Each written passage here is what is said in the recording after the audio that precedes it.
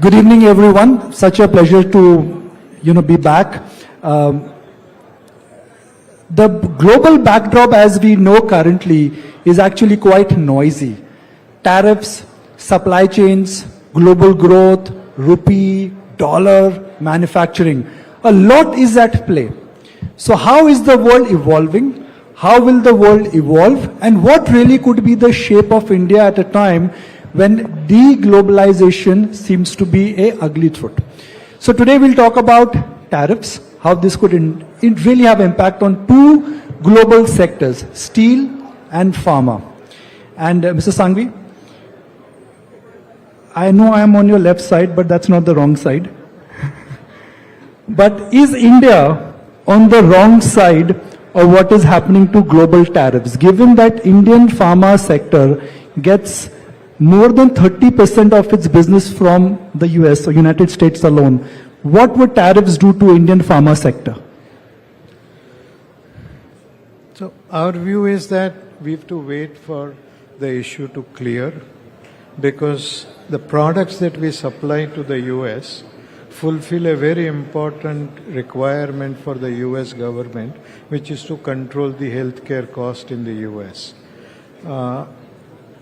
If you read some of the statements, then they're also looking at multiple carve-outs so that some of the products will be kept out of the scope of the tariff. We have to wait for PM to share with us what has been his understanding.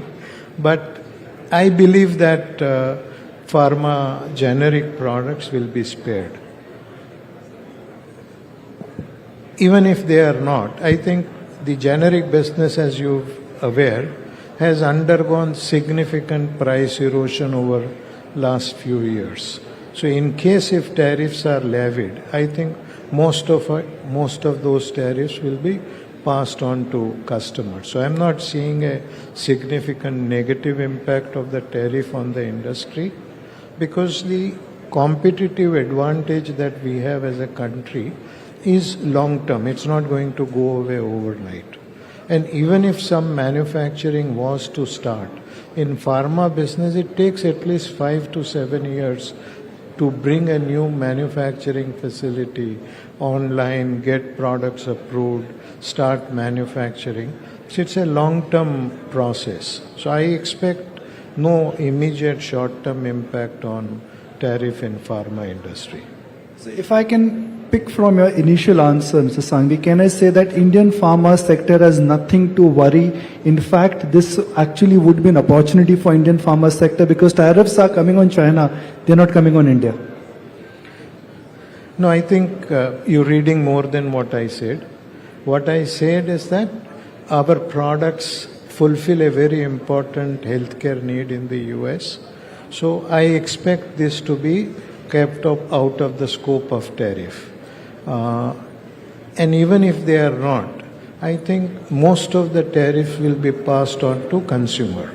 But what impact it has on the business, very difficult to predict. But we fulfill an important role, and that gives me the confidence that in case if there is a negative, it will be minimum. Mr. Jindal, that is not the story for the steel sector. For steel sector, tariffs already have been announced, and we know how tariffs, in a sense, could impact steel demand. Is Indian steel sector ready to deal with this reboot in global steel tariffs? Good evening, everyone. So many of you would be surprised to know that these tariffs from US actually is just not now 25%. There are many products, they're more than 200%. And it's been like that for decades already now. So Indian steel production, I'm sure all of you know that India is the second largest producer of steel in the world. And our capacity is more than double of that of USA. And our population is more than 4 times of USA. So we produce steel in India not for USA. We primarily produce steel for domestic consumption. We are growing. We are a growing economy. We are growing at a very fast rate, much faster than US or any other country. So our demand is mostly for domestic consumption. And this tariff, it may help us in fact, if they only put 25% and remove all the other, They have anti-dumping duty, they have countervailing duty, etc., which is more than 200%. If they removed all that and put only 25%, and that equates us with every other steel producer in the world, then maybe it may work to our benefit, in fact.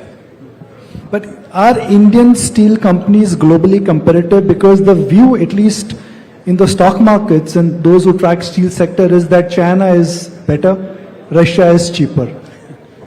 Indian steel is, like I said, is now second largest producer of steel in the world after China. We are very competitive. We have built our plants now. So we have very, very modern plants. And we are able to compete with everybody. There's hardly any protection that Indian steel industry has. But obviously with this, all the countries that were exporting to USA, they might start wanting to dump in India because we have a huge demand. So for that, Indian steel industry would have to be protected from unfair exports happening into India. So for that, we have already as the Indian Steel Association, we are already in talks, we have already, filed applications. So DGTR, they are already reviewing, and we hope that in the near future, we are expecting the Commerce Ministry to put countervailing duty duty on all imports from every country. So I'll come to what India should do, but I'll just turn my attention. Safeguard duty. Safeguard duties, Yeah, of course. When do you see that coming? Sorry? When do you see the duties coming? Because there is an indication that duties are coming. We've been waiting for it for some time now. So I hope soon. Mr. Shanghvi, just to introduce Sun Pharma for the audience here and for millions of our viewers who would be watching this show. Sun Pharma is India's largest pharma company. Sun Pharma is India's largest pharma exporter. Sun Pharma has the largest market share in the branded market. Sun Pharma has the highest spend on R&D. Am I missing on anything? It's good. Sun Pharma has the highest market cap in terms of a pharma. We believe that our performance should talk for us rather than us talking for the performance. Indian pharma sector has really moved up the value chain from oral and generic, then to complex, and now to specialized. Where do you see the Indian pharma sector moving, evolving, and expanding? No, I think as you rightly say, Indian companies which were essentially inward looking in last 20 years have started focusing on international business, and we have done quite well. Almost, let's say, 4 or 5 tablets out of 10 consumed in the US are produced or linked with the Indian API. So that's a remarkable achievement in a relatively short period of time. So what it to me reflects is that as an industry and as people working in the industry, we are able to do whatever that we wish to and focus on doing. Innovation, I think, is something that we have not done till now. As a company, Sun Pharma started investing in specialty product a few years back. We've invested till now some $3-4 billion in that business, and that business is now almost 20% of our turnover, but growing very rapidly. And we will continue to make investment to make it bigger. Because globally, if I look at generics represent around 15% of the total business in terms of top line. 85% is still specialty products. So it is important for us to succeed in that business. We are very small there, but I think like when we started, we were a small company in an industry where many large companies we were competing. Our focus is that how do we use our smallness of size to become a competitive advantage, decide faster, take innovative solutions so that we can grow. So we focused on ophthalmology as well as dermatology, which are relatively small therapy areas and not very attractive to very big pharma companies. So we can focus, because for us a $500 million global product is a big product. For them a product less than $1 billion is not economically viable. So we want to play in an area where we can compete with people who are similar to us and we can find a way to grow. To your question as to how Indian companies will compete and become successful, I think I am very confident of industry's ability to do whatever it is focused on doing. So I am expecting that when, say like we have some close to 20 products in different stages of clinical development, all products developed in India.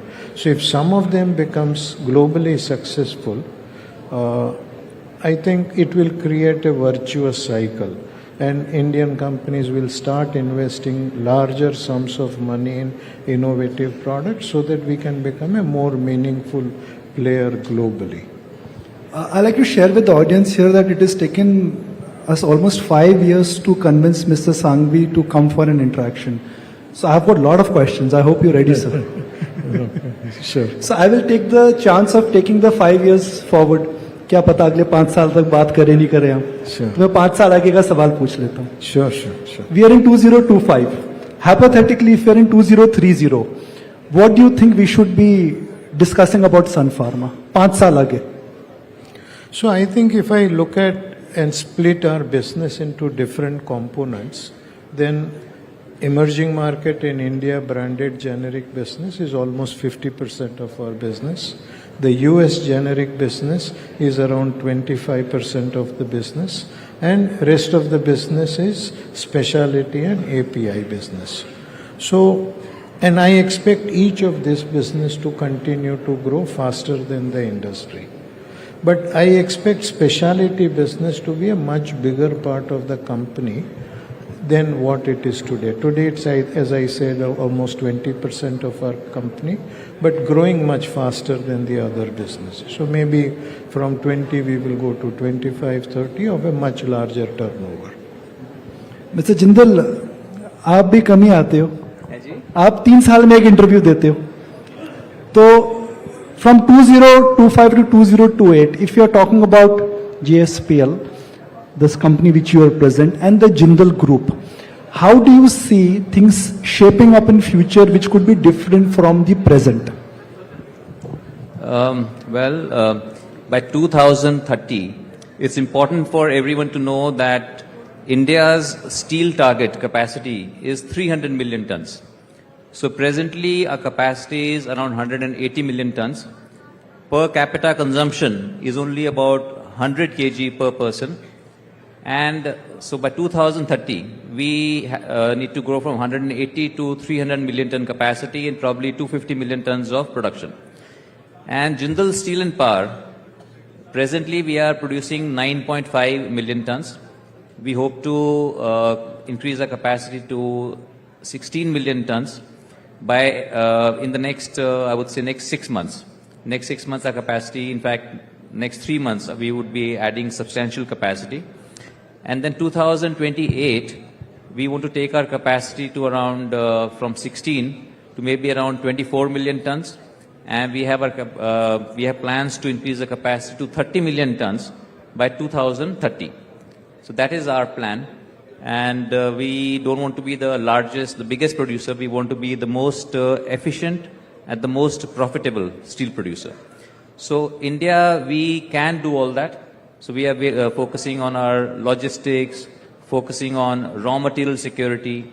And now going forward, we are focusing how to reduce our emissions, how to produce green steel. So we are, and the best way is to how to reduce the power consumption from normal fossil fuel to using power, green power, and also introducing hydrogen in steel making. So we are looking towards modernizing and reducing our emissions in a very big way. So can I say that GSPL is now on a cusp of not incremental change but transformational change, both in terms of capacity, margins, and also the kind of changes you are doing in terms of fuel cost and other savers? So definitely the endeavor is always that.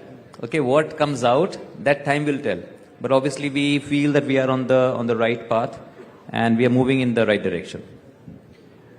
Mr. Shanghvi, what is the risk for big pharma? Is it global generic pricing? Is it changes in terms of how drugs are distributed in America? Or it purely could be on the front of disruption which could happen because of AI? Everybody is talking about AI, AI, AI. What will AI do to you? So is the question AI or is the question what will happen to drugs? Both. Both, okay. So, आप कम मिलते हो तो मैं ज्यादा सवाल पूछ रहा हूँ. no, I understand. So I think, see, my view is that much before AI has an impact on, let's say, development of drugs, because drug development takes 8-10 years. And AI can reduce that time, but maybe a few years. But it's still long way away. But I see that AI is already helping the improvement in terms of patient care. Say like using technology and AI, people are able to detect, let's say, diabetic macular edema, wet AMD, using technology and allowing doctors who are not focused on specialty to be able to do that. In the same way, I am seeing that better understanding of infection, so that, say like typically today when you have an infection, you have to do culture, and culture takes 3, 4, 5 days to get result. And then you find the treatment. So it takes time. Technology and AI will help in terms of identifying what is the causing bacteria for infection, and you can start treating patient much faster. You can also understand which drug the bacteria is susceptible to. So I am seeing AI impacting patients much faster than AI introducing new innovative drugs. As to, I think, the risk for big pharma, the biggest risk which I see is that every party, I mean both the party in the US talk about high drug prices in the US. And US is more than now 50% of the pharmaceutical products. So how do we use that, tomorrow what happens to the pricing will impact them much more than anything else that we are discussing. So, last question to you, sir.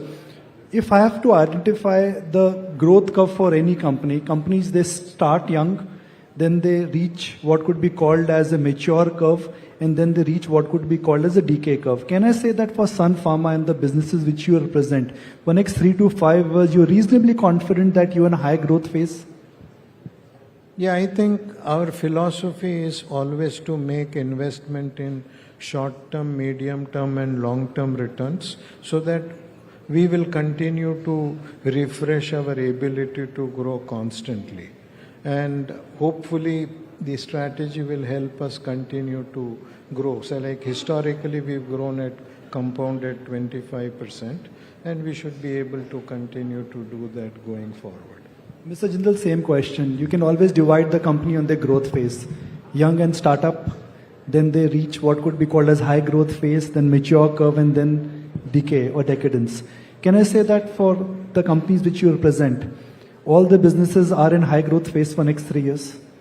Yeah, definitely. I think both. Steel, power generation is all in high growth phase, because our per capita consumption for steel is amongst the lowest in the world. The world average is more than 200 kg, ours is only 100. USA that we're talking about is more than 400 kg. Same as power consumption is like less than 1100-1200 kilowatt hours per person. In USA it's like 15,000. So to give people a better quality of life, both power consumption and steel consumption is going to increase. To improve infrastructure, housing, etc., steel consumption is going to increase. And we are a very efficient player, and we are growing. We have all the ingredients to be able to grow, like land, clearances, raw materials. So we are already there. And it's a very difficult sector, steel, for a new entrant. So people who are already established, they have a very big advantage of brownfield expansion. So we feel we are in the right spot at the right space, and the kind of conducive environment that is there. So we hope that not only next 5 years, I would say the next 10 years should be very positive. So give me one reason why somebody should invest in your stock. Well, somebody should invest in our stock looking at our past track record. And people who invested in our company in the past, they made lots of money. And now things, so looking at a past performance, they can have the confidence that our future performance would be good. So, and people who know we work very, very sincerely and honestly in the company, and that's why they should invest in us. You know, I've had the pleasure of tracking your company for almost 2 decades now. I can see that how I've had the pleasure of tracking your company for over 2 decades now, and it's absolutely amazing that despite representing a commodity sector which is cyclical in nature, how you've really managed to move the value chain and manage the debt. So it's quite incredible. Mr. Shanghvi, final question. If Dilip Shanghvi of 2025 meets Dilip Shanghvi of 1980 when you started Sun Pharma, what would you like to change? What will 2025 Dilip Shanghvi tell Dilip Shanghvi of 1990? It took us a long time to, let's say, from when we started with 2 representatives to reach 50. I would find a way to do that much faster. I would say that, sir, we should not wait for next 5 years to get the next interview. Sure. No, thank you. Hopefully. Yeah. And same, Mr. Jindal. Anytime, I'm available anytime. Thank you very much. Ladies and gentlemen, it's Mr. Jindal and Mr. Shanghvi. Let's put our hands together. Both of them, in a sense, are really representing 2 of the best companies in the world in terms of creating shareholder value, in terms of taking the India flag superior and higher, and in terms of really becoming an example to the world that when the going gets tough, the tough they get going. Thank you very much, gentlemen. Thank you very much.